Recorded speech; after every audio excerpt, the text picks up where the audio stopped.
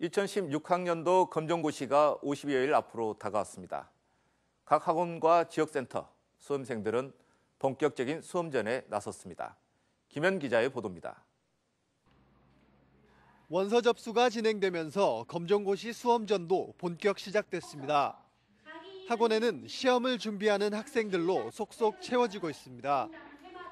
올해 58살이 된 허사연 씨도 중학검정에 이어 올 4월엔 고졸 시험에 도전합니다.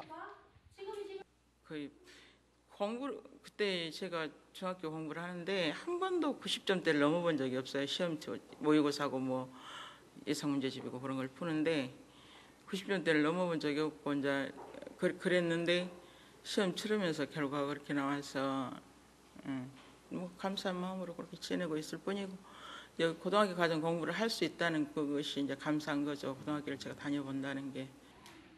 못다한 공부를 이루려는 성인들이 줄을 이뤘던 예전과는 달리 이제는 그 자리를 학교 밖 청소년들이 채웁니다. 대안학교 학생부터 유학생, 조기 졸업 희망자까지 사연들도 각각 다양합니다. 네, 저는 지금 검정고시 학원에 나와 있습니다. 남들보다 대학에 조금 더 먼저 일찍 가기 위해서 일찍부터 꿈을 먼저 정한 멋진 학생을 만나보겠습니다. 안녕하세요. 안녕하세요. 어떻게 해서 이렇게 검정고시를 준비하게 된 건가요? 아버지 직업에 좀 뒤따르기 위해서 남들보다 좀 더 효율적으로 시간을 활용하고 또 제 직업에 맞게 더 힘쓰기 위해서 검정고시로 빠르게 길을 정하게 되었어요.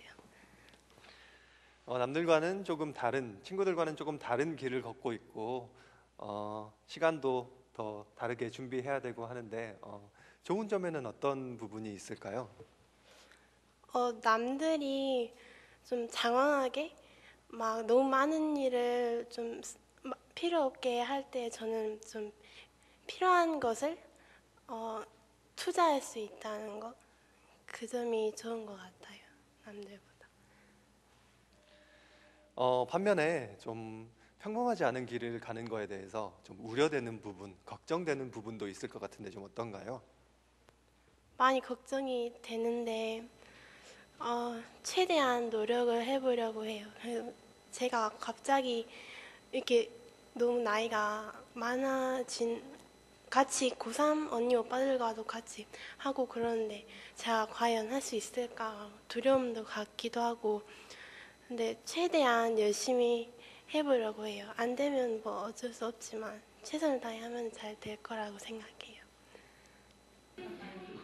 학원에는 높은 점수를 얻고자 하는 학생들로 붐빕니다.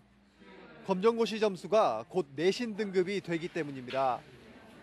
학원은 졸업장을 목표로 해서 오는 학생도 있지만은 대부분은 제2의 인생 어떤 그 대학 진로라든지 그런 쪽을 생각해서 학원을 선택하기 때문에 꼭 그 합격이 목표가 아니라 고득점을 올리기 위해서 학원을 선택한 경우가 많이 있습니다.